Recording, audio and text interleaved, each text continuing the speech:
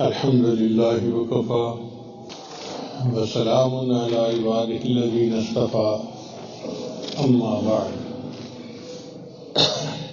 أعوذ بالله من الشيطان الرجيم بسم الله الرحمن الرحيم من ذا الذي يقرض الله قرضا حسنا فيضاعف له أضعافا كثيرا سبحان ربك رب العزة عما يصفون وسلام على المرسلين والحمد لله رب العالمين اللهم صل على سيدنا محمد وعلى آل سيدنا محمد وبارك وسلم۔ رجب، شعبان اور رمضان کے مہینہ میں نبی علیہ السلام اللہ کے راستے میں کثرت کے ساتھ خرچ کرتے تھے۔ سیدہ صدیقہ فرماتی ہیں کہ نبی علیہ السلام ایسے دل کھول کے خرچ کرتے تھے جیسے تیز ہوا چلتی ہے۔ یہ برکت والے مہینے ہیں اور اس میں صدقات کا ثواب بھی بہت زیادہ ہے۔ بہرحال چونکہ آج رجب کا مہینہ ہے تو ہم نے یہی عنوان لیا۔ پہلی بات یہ ہے کہ جو بندہ اللہ کے راستے میں خرچ کرتا ہے، ایک ہوتا ہے صدقات نافلہ یعنی نفلی صدقہ، مسجد پہ خرچ کیا، مدرسے پہ خرچ کیا، طلباء پہ کیا، غریبوں پہ کیا، یہ نفلی صدقہ کہلاتا ہے۔ ایک ہوتا ہے اپنے مال کی زکوٰۃ ادا کرنا، یہ صدقات واجبہ کہلاتے ہیں۔ بہرحال صدقہ دینے سے انسان کا مال کم نہیں ہوتا، انسان کا مال بڑھتا ہے، یہ پکی بات ہے۔ ایک کو اللہ تعالیٰ 10 بنائے تو ایک عام سا درجہ یہ ہے۔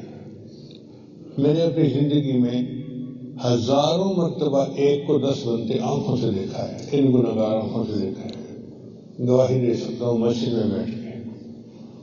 اور اللہ اگر زیادہ بڑھانا چاہے تو جتنا چاہے بڑھا لے۔ اس کی مثال ایسے ہے جیسے ایک گندم کا دانہ زمین میں ڈالی تو اس میں سے شاخیں نکلی اور ان پر گندم کے سٹے لگے، 7 سٹے لگے اور ہر سٹے میں 100 دانے تھے، تو ایک دانے کے کتنے دانے بن گئے؟ 700۔ اللہ فرماتے ہیں واللہ یضاعف لمن یشاء بغیر حساب، اور اللہ جس کو چاہتا ہے اس سے بھی زیادہ عطا فرما دیتا ہے۔ سبحان اللہ۔ ایک دانے کے 700 دانے تو انسان دنیا میں آنکھ سے بنتے دیکھتا ہے۔ یہی حال صدقات کا ہے کہ انسان جب اللہ تعالیٰ کو راستے میں دیتا ہے تو اللہ اس کو بڑھاتے ہیں۔ نبی علیہ السلام نے قسم کھا کر فرمایا کہ انسان کا مال وَنَقَصَتْ صَدَقَةٌ مِّن مَّالٍ، کہ جو انسان اللہ کے راستے میں صدقہ کرتا ہے اس کا مال کبھی کم ہو ہی نہیں سکتا۔ وَمَا زَادَ اللَّهُ عَفْوًا عَبْدًا بِعَفْوٍ إِلَّا عِزًّا، اور جو بندہ دوسرے کو معاف کر دیتا ہے اللہ اس کے بدلے اس بندے کی عزت بڑھا دیتا ہے، گھٹاتا نہیں بڑھاتا ہے۔ اور جو اللہ کے لیے تواضع اختیار کرتا ہے اللہ اس کو بلند فرما دیتا ہے۔ اس سے نبی اسلام فرمایا کرتے تھے انفق بلالا ولا تخش من ذی العرش اقلالا، بلال خرچ کرو اور عرش والے کی طرف سے کمی کا ڈر نہ کرو، اللہ اور دے گا۔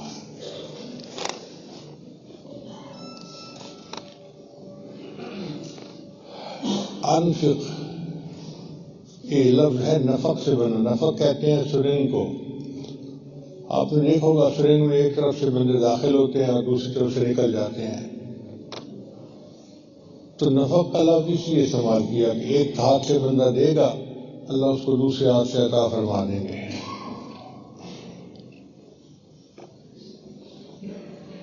اللہ تعالیٰ قرآن مجید میں ارشاد فرماتے ہیں ان المصدقین والمصدقات وَأَقْرَضُوا اللَّهَ قَرْضًا حَسَنًا۔ سبحان اللہ، اللہ تعالیٰ نے جس کو مال دیا یہ اللہ نے دیا، انسان کا نہیں ہے، اللہ نے دیا ہے۔ اور اللہ کی شان دیکھیں کہ جو مال اللہ نے خود عطا کیا اس میں سے اگر کوئی دین کے لیے خرچ کرتا ہے اللہ فرماتے ہیں یہ تو مجھے قرض حسنہ دے رہے ہو۔ واہ میرے مالک تیری شان بڑی ہے۔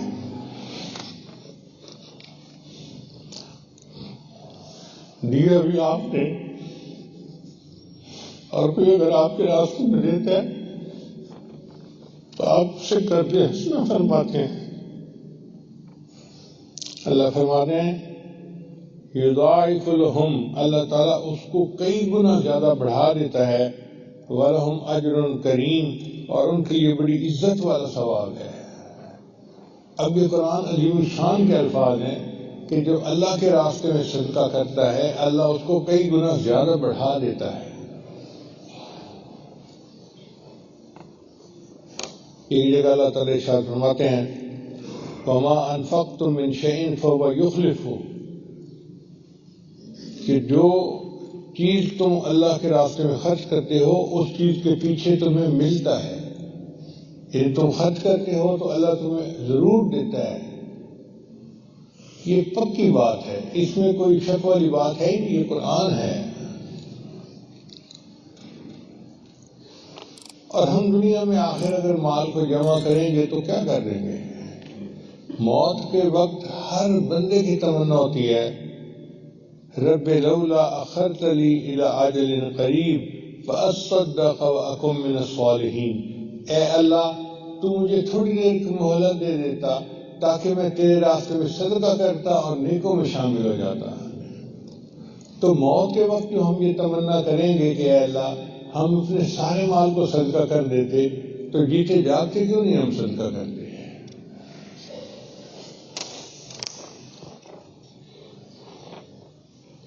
یہ صدقہ جو ہے نا یہ نفع بخش تجارت ہے۔ عثمان غنی جانا فرمایا کرتے تھے تاجر اللہ بصدقۃ تربح، کہ تم اللہ کے ساتھ تجارت کرو نفع پاؤ، یعنی صدقہ ایسی تجارت ہے کہ تم خرچ کرو گے اللہ کے راستے میں اللہ تمہیں نفع دے گا اس کے بدلے۔ پھر یہ صدقہ جو ہے یہ افضل ترین عبادت ہے۔ عمر بن خطاب فرماتے ہیں ان الاعمال تباہت، کہ اعمال کا آپس میں مقابلہ ہوا، فقالت الصدقۃ، صدقہ نے کہا انا افضلکم، میں تم میں سب سے زیادہ افضل ہوں۔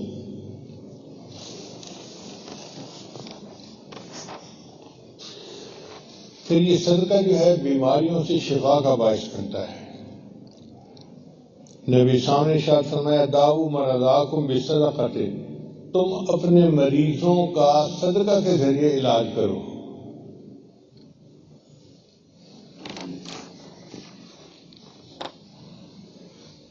ہمارے جماعت کے ایک امیر تھے، ان کا نام تھا فیدین محمد صاحب، بہت پرانی بات ہے، میں تو سرمت کی عمر کا بچہ تھا، اور حکیم صاحب ہوتے تھے تو ان کے پاس میں عربی پڑھنے کے لیے جایا کرتا تھا۔ تو کئی دفعہ میں بیٹھا ہوتا تھا تو آتے بھائی دین محمد صاحب، شاید یہی نام میں نے بتایا، اور آ کے نا وہ حکیم صاحب کو کچھ 100 روپیہ 200 روپیہ پکڑا کے چلے جاتے۔ تو میں بڑا حیران ہوتا، میں نے ایک دن پوچھ لیا استاد جی یہ آپ کو آ کے پیسے کیوں دیتا ہے؟ کہنے لگے کہ اس کو بخار ہے یا یہ بیمار ہے تو یہ دوائی نہیں کھاتا، یہ آ کے پیسے مجھے دے دیتا ہے کہ حکیم صاحب آپ کے پاس کوئی غریب بندہ آئے گا تو ان پیسوں سے اس کو دوائی دے دینا، اس کے بدلے اللہ مجھے شفا دے دیں گے۔ یعنی یہ توکل ہم نے اپنی آنکھوں سے دیکھی ہے دنیا میں۔ تو جو بندہ اللہ کے راستے میں صدقہ دیتا ہے اللہ اس کو شفا عطا فرماتا ہے۔ عبداللہ بن مبارک رحمۃ اللہ علیہ نے ایک بندے کو دیکھا، اس کے گھٹنے سے خون بہتا تھا۔ انہوں نے پوچھا بھی تیرے گھٹنے کو کیا ہوا؟ کہتے ہیں یہ زخم ہوا تھا اور 7 سال سے اس میں سے خون نکل رہا ہے، سمجھ نہیں آتی، طبیبوں کو بھی دکھایا میں کیا کروں؟ کہنے لگے دیکھو جس جگہ پر لوگوں کو پانی نصیب نہیں کنواں کھدوا دو، کنویں کا پانی جاری ہوگا اس کے بدلے تمہارا خون بہنا بند ہو جائے گا۔ اس بندے نے کنواں کھدوایا، اللہ نے اس کے زخموں کی شفا عطا فرما دی۔ آج یہ ہمارے یہاں چیز نہیں ہے کہ ہم صدقہ کریں اور اس کے ذریعے سے اپنے اللہ سے شفا حاصل کریں۔ بھئی شفا دوائیوں میں نہیں ہے، شفا دینے والا اللہ ہے، وہ شافی ہے۔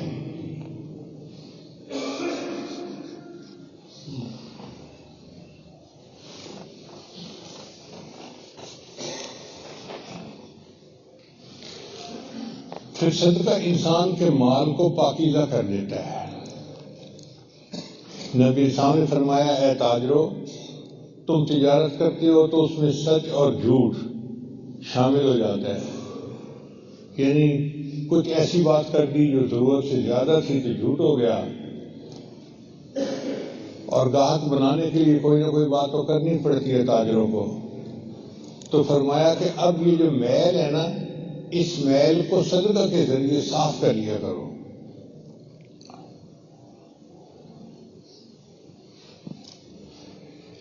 پھر دوسری بات کہ صدقہ انسان کے دل کو گناہوں سے پاک کر دیتا ہے، یعنی مال بھی پاک ہو گیا اور انسان کا دل بھی صاف ہو گیا۔ اس سے انسان کو تزکیہ بھی حاصل ہو جاتا ہے۔ اللہ تعالیٰ اپنے حبیب صلی اللہ علیہ وسلم کو قرآن میں ارشاد فرماتے ہیں، اے میرے محبوب صلی اللہ علیہ وسلم، خذ من اموالہم صدقۃ تطہرہم وتزکیہم بہا، ان سے صدقات وصول فرمائیے تاکہ ان کے دل پاک ہوں اور ان کا مال صاف ہو جائے۔ وصلی علیہم، اور میرے محبوب ان کے لیے دعا کیجیے، ان صلاتک سکن لہم، آپ کی دعا ان کو سکون پہنچائے گی۔ الحمدللہ میں نے اپنی زندگی میں لاکھوں دفعہ تجربہ کیا ہے، کوئی بندہ اللہ کے راستے میں جب خرچ کرتا ہے نا، مسجد میں، مدرسہ میں، طلباء کے لیے، کسی کام کے لیے، میں ضرور اس کے لیے دعا کرتا ہوں، کیونکہ مجھے پتہ ہے کہ میں تو اس قابل نہیں ہوں، مگر اللہ کا قرآن سچا ہے۔ جب اللہ کہتے ہیں کہ دعا کرو ان کے دل کو سکون ملے گا، تو پھر ہم دعا میں کمی کیوں کریں؟ پھر ان کا نام لے کے دعا کرنا ہم اپنا حق سمجھتے ہیں، اور اللہ تعالیٰ قبول فرماتا ہے۔ پھر صدقہ عمر میں اضافے کا باعث ہے۔ جو بندہ صدقہ کرتا ہے اللہ اس کو نیکیوں والی اور عافیت والی لمبی زندگی عطا فرماتے ہیں۔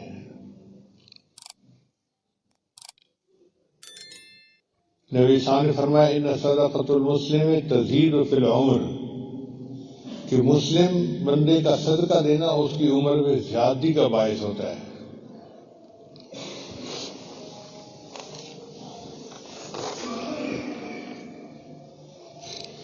پھر صدقہ انسان کے گناہوں کو مٹا دیتا ہے۔ نبی صلی اللہ علیہ وسلم نے فرمایا، الصوم جنہ، روزہ ڈھال ہے، والصدقۃ تطفئ الخطیئۃ کما یطفئ الماء النار، اور جس طرح پانی آگ کو بجھا دیتا ہے، اس طرح صدقہ انسان کے گناہوں کو مٹا دیتا ہے۔ پھر صدقہ مصیبتوں کو ٹالتا ہے۔ حدیث مبارکہ میں نبی صلی اللہ علیہ وسلم نے فرمایا، الصدقۃ تسد 70 بابا من السوء، طبرانی شریف کی روایت ہے کہ صدقہ برائی بدبختی کے 70 دروازوں کو بند کر دیتا ہے، یعنی 70 مصیبتیں جو بندے کے اوپر آنی تھیں، صدقہ سے اللہ ان مصیبتوں کو دور کر دیتا ہے۔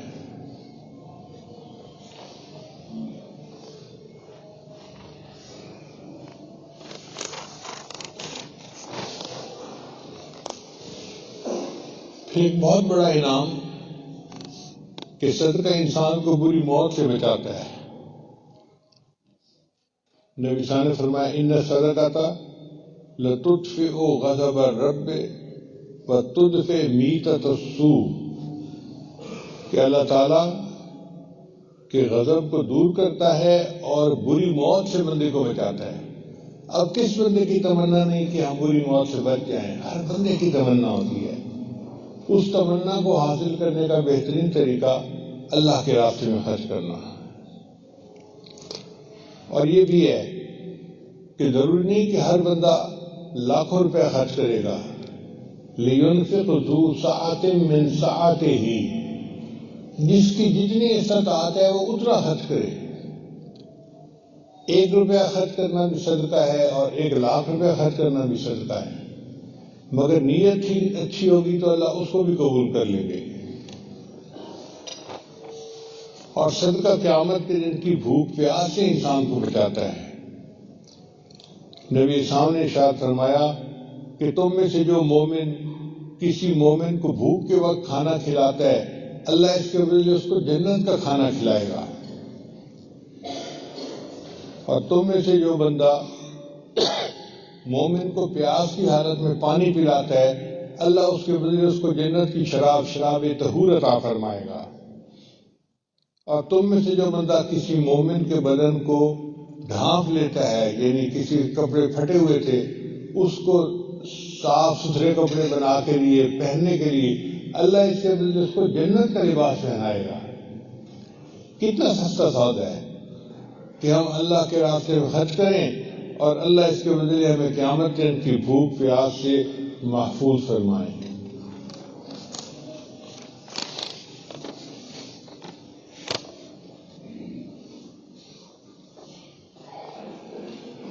نبی صاحب نے ارشاد فرمایا قیامت کے دن 7 بندے ہوں گے جو عرش کے سائے میں ہوں گے. اس دن عرش کے سوا کوئی دوسرا سایہ نہیں ہوگا.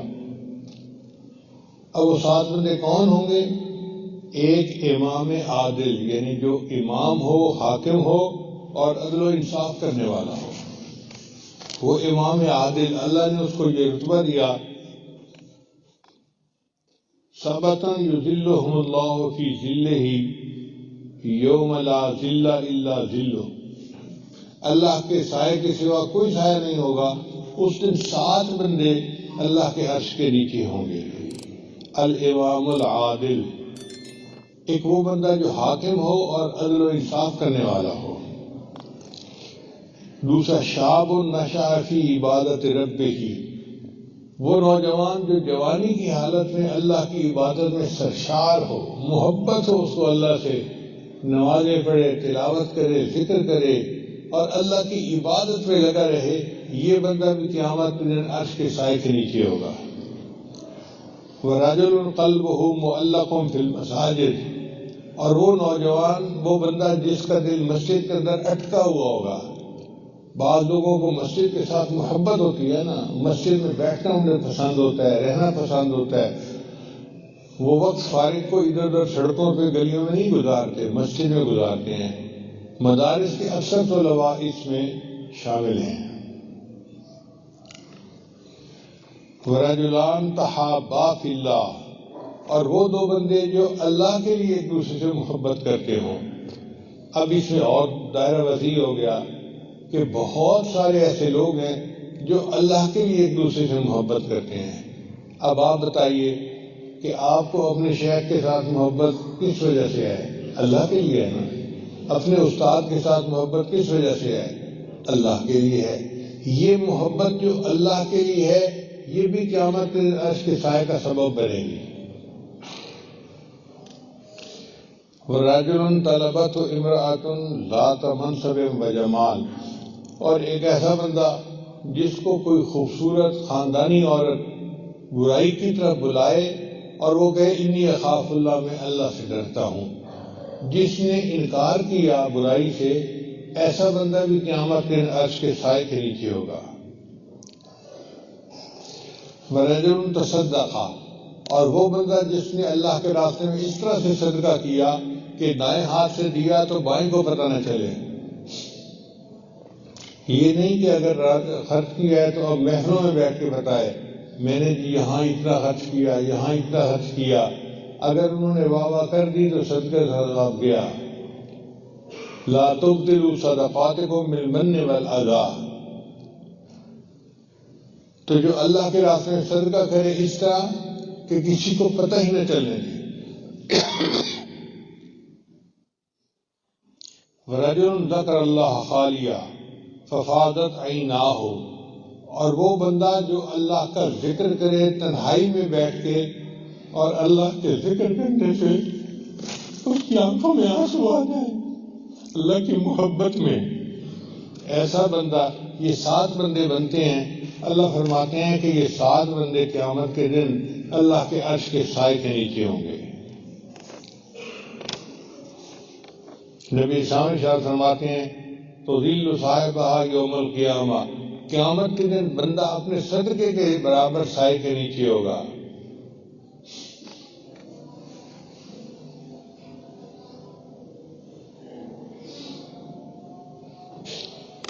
ایک اور حدیث مبارکہ میں نبی صاحب نے ارشاد فرمایا کل امرئ فی ظل صدقتہ حتی یفصل بین الناس، ہر بندہ قیامت کے دن اپنے صدقے کے سائے کے نیچے ہوگا حتیٰ کہ انسانوں کا فیصلہ ہوگا. یعنی جتنی دیر حساب کتاب ہوتا رہے گا یہ بندہ اپنے صدقے کے حساب سے سائے کے نیچے ہوگا. پھر صدقہ انسان کے لیے جہنم کی آگ سے آڑ ہے. میمونہ فرماتی ہیں رضی اللہ تعالیٰ عنہ کہ نبی صاحب سے پوچھا گیا افتنا عن الصدقۃ، اے اللہ کے نبی وسلم ہمیں صدقہ کے بارے میں کچھ فرمائیں. فقال، نبی صاحب نے ارشاد فرمایا انہا حاجب من النار، یہ صدقہ جہنم کی آگ سے آڑ ہے.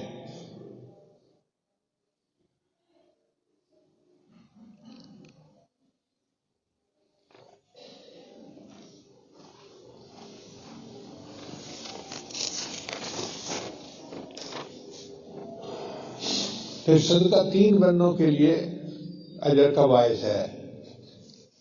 مثلا ایک عورت نے اپنے گھر سے کسی سائل کو روٹی دی تو ایک تو اس عورت کو ثواب ملے گا جس نے اللہ کے راستے میں سائل کو روٹی دی، ایک اس کے خامن کو ثواب ملے گا جس نے پیسہ کمایا،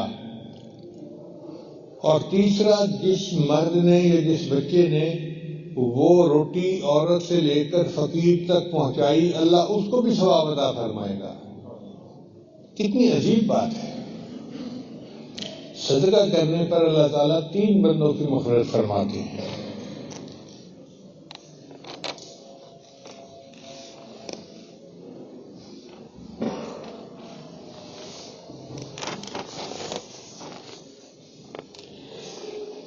پھر اللہ تعالیٰ صدقہ کے ثواب کو بڑھاتا ہے. حدیث مبارکہ میں ابو ہریرہ نے اس کے راوی ہیں فرماتے ہیں کہ جب کوئی بندہ اللہ کے راستے میں ایک کھجور خرچ کرے، اب ایک کھجور کتنی چھوٹی سی ہوتی ہے، تو اللہ تعالیٰ اس کھجور کو اپنے دائیں ہاتھ میں وصول فرماتے ہیں. اور چونکہ اللہ تعالیٰ پاک ہیں لہذا وہ پاک مال کو قبول کرتے ہیں. دینے والے نے ایک کھجور صدقے میں دی، اللہ تعالیٰ اس کھجور کو بڑھاتے رہتے ہیں. جس طرح تم اپنے جانور کو پالتے ہو، گائے بھینس کو، اور وہ بڑا ہو جاتا ہے، اللہ اس کھجور کو پالتے ہیں حتیٰ کہ وہ کھجور پہاڑ کے سائز کے برابر ہو جاتی ہے، اور اللہ تعالیٰ اس کے نام اعمال میں کھجور کے پہاڑ کے سائز کے برابر صدقہ کرنے کا ثواب عطا فرما دیتے ہیں. خرچ کی تھی ایک کھجور اور ثواب ملا پہاڑ کے برابر. سبحان اللہ، سبحان اللہ.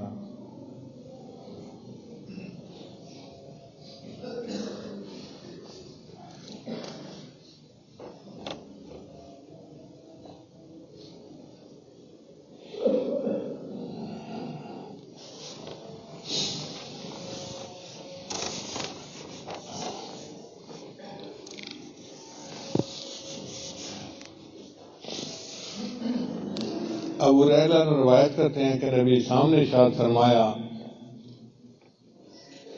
کہ ایک آدمی نے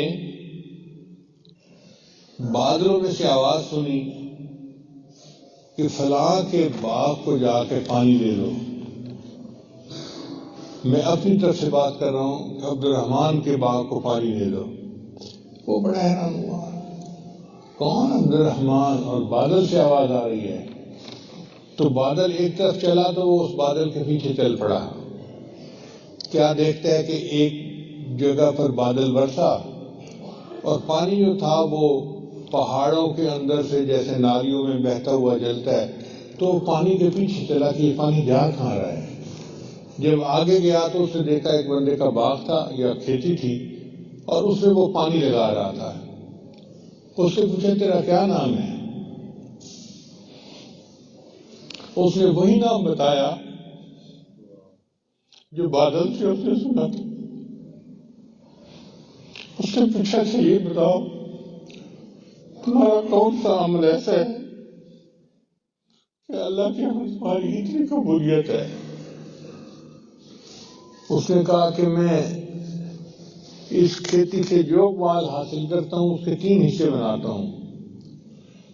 ایک حصہ اپنے گھر والوں پہ خرچ کرتا ہوں، دوسرا حصہ اللہ کے راستے میں خرچ کر دیتا ہوں، اور تیسرا حصہ اس کھیتی کو بڑھانے کے لیے کھیتی پہ خرچ کر دیتا ہوں. تو نبی صاحب نے فرمایا کہ اس کا یہ عمل ایسا تھا کہ اللہ نے بادلوں کو حکم دیا کہ جاؤ اور اس کی کھیتی کو پانی دے کے آؤ. جو برانی زمین ہوتی ہے ان کا تو انحصار ہی بادل بارش کے اوپر ہوتا ہے، تو اللہ ان کے رزق میں اس طرح برکت عطا فرما دیتا ہے. پھر ایک اور حدیث مبارک ہے، نبی صاحب نے ارشاد فرمایا یا معاشر النساء تصدقنا، اے عورتوں کی جماعت تم کثرت سے صدقہ کیا کرو. فإنی رأیتکن اکثر اہل النار، میں نے تم میں سے اکثر عورتوں کو جہنم میں جاتے دیکھا ہے. قلنا، انہوں نے آگے سے پوچھا فبما یا رسول اللہ، اے اللہ کے رسول ایسا کیوں ہے؟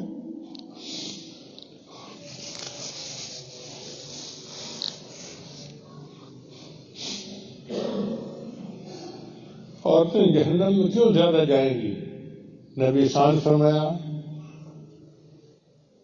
تکثرن اللعن وتکفرن العشیر، کہ یہ عورتیں لعن طعن زیادہ کرتی ہیں. اکثر چیزوں کے اندر عیب جوئی کرنا، نکتہ چینی کرنا، یہ عورتوں کی عادت بہت زیادہ ہے. کوئی چیز ان کے سامنے پیش کر دو، کوئی نہ کوئی اس کے میں سے عیب نکال ہی دیں گی. تو فرمایا ایک تو لعن طعن زیادہ کرتی ہیں، اور دوسرا اپنے خامنوں کی ناشکر گزاری کرتی ہیں. اور واقعی یہ علامات تو ہم نیک اور دیندار عورتوں میں بھی دیکھتے ہیں. ان کی 100 خواہشات میں سے 99 پوری کر دو، ایک نہ کر سکو مجبوری کی وجہ سے، اسی پہ پھٹ جاتی ہیں اور ایسے کر دیتی ہیں جیسے کبھی کچھ اچھا ان کے ساتھ سلوک ہوا ہی نہیں. یہ جو ناشکر گزاری ہے یہ اللہ کو بہت ناپسند ہے. شکر ادا کرنے میں ان کی زبان چھوٹی ہو جاتی ہے اور ناشکری کرنے میں زبان اتنی لمبی ہوتی ہے.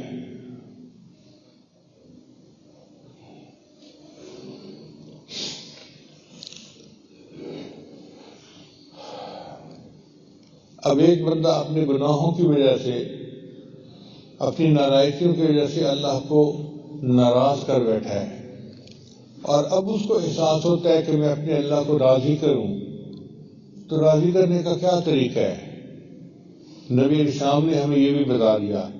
انس بن مالک نے روایت کرتے ہیں قال رسول اللہ صلی اللہ علیہ وسلم ان الصدقہ لتطفئ غضب الرب وتدفع میتۃ السوء. ترمذی شریف کی روایت ہے کہ صدقہ اللہ کے غصے کو دور کر دیتا ہے.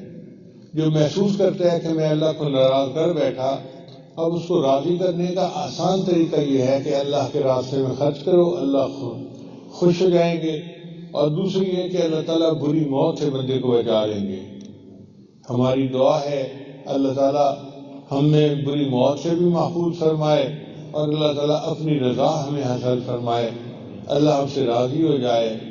اور جو صدقات جس نے بھی دیے ہیں یا جو دیتا ہے، اللہ اس کے مال میں اور برکت عطا فرمائے اور اس کو اپنی بارگاہ میں شرف قبولیت عطا فرمائے. وآخر دعوانا ان الحمد للہ رب العالمین. بہت سارے احباب بیعت کی نیت سے آتے ہیں اور کہتے ہیں جی کہ آپ کلمات پڑھا دیا کریں.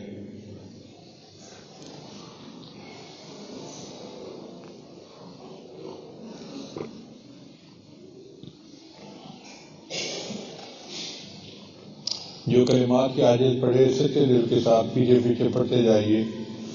پڑھیے بسم اللہ الرحمن الرحیم. لا الہ الا اللہ محمد الرسول اللہ. آمنت باللہ وملائکتہ وکتبہ ورسلہ والیوم الآخر والقدر خیرہ وشرہ من اللہ تعالی والبعث بعد الموت. آمنت باللہ کما ہوا باسمائہ وصفاتہ وقبلت جمیع احکامہ اقرار باللسان وتصدیق بالقلب. اشہد ان لا الہ الا اللہ واشہد ان محمدا عبدہ ورسولہ. استغفر اللہ ربی من کل ذنب واتوب الیہ برحمتک یا ارحم الراحمین. ان کلمات کو پڑھنے سے ہم تو بتائے ہو چکے ہیں چند معمولات ہیں جن کو باقاعدگی سے کریں گے تو اللہ تعالیٰ دل کو منور کریں گے. ان میں پہلا عمل ہے 100 مرتبہ استغفار صبح شام پڑھنا. دوسرا عمل ہے 100 مرتبہ درود شریف صبح شام پڑھنا. تیسرا ہے قرآن مجید کی تلاوت روزانہ کرنا. ایک پارہ پڑھیں، آدھا پارہ پڑھیں، ایک پاؤ پڑھیں ضرور. اور چوتھا ہے چلتے پھرتے ہر وقت دل میں اللہ کو یاد کرنا. ہاتھ دست بکار دل بیار. ہاتھ کام کاج میں مشغول، دل اللہ تعالیٰ کی یاد میں مشغول. پانچواں عمل ہے مراقبہ. مراقبہ جو ہے وہ تمام اعمال کا لب لباب اور نچوڑ ہے. طریقہ بڑا آسان ہے. جب نماز پڑھ کے فارغ ہوں تو تھوڑی دیر کے لیے اللہ سے لو لگا کے بیٹھے کہ اللہ کی رحمت آ رہی ہے، میرے دل میں سما رہی ہے، میرے دل کی ظلمت اور سیاہی دور ہو رہی ہے، اور میرا دل اللہ اللہ اللہ بول رہا ہے اور میں سن رہا ہوں. شروع میں سنائی نہیں دے گا، لیکن جب آپ بیٹھے رہیں گے تو انشاءاللہ ایک وقت آئے گا کہ آپ کو اپنے دل سے اللہ اللہ کی آواز کا ادراک ہوگا. اس کو ذکر خفی اور ذکر سری کہتے ہیں. وہ جن کا عشق صادق ہے وہ کب فریاد کرتے ہیں، لبوں پہ مہر خاموشی دلوں میں یاد کرتے ہیں. ہم بھی اپنے اللہ کو اپنے دلوں میں یاد کریں. اللہ اس کے بدلے ہمیں اپنی رحمتوں سے نوازے گا.